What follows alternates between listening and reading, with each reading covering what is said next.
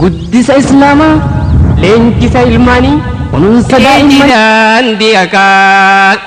Allahu Allah ya Allah, Allah ya Rabbi khaliqa, ya mootii dachee samiin hundinuu saafaka. Ijoollee teenya mee nuu qaceelchi daandii hakaa.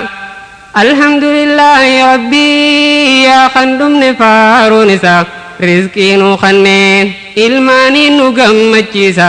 Wal keeysa laaqee dhiiraa fi dhalaa wal keeysa, ilmoo qabaachuun badhaasa Rabbii ogeeysa. Meeqaa nu kaasa, daa'imman keenya qur'aana irratti bobbaasa, akka qabattuuf ajaja qur'aana keeysa. Daa'imni yoo waan barannee rakkachuun isaan oolamu, barnootaan malee namummaan namaan beekamu.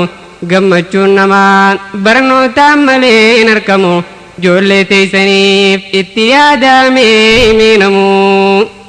Daa'imni yoo waan barannee rakkachuun isaan oolamu, barnootaan malee namummaan namaan beekamu.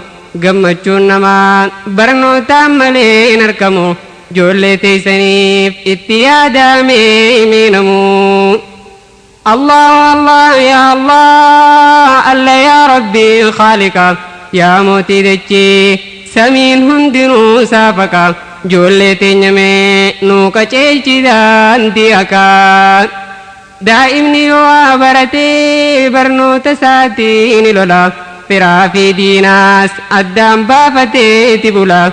Hojii jaallataa karooraan bobbaa'ee gala, galata beekaa haadha abbaa isaatiif tola. Hunda jaalataa kan firaa fi aalii ollaa.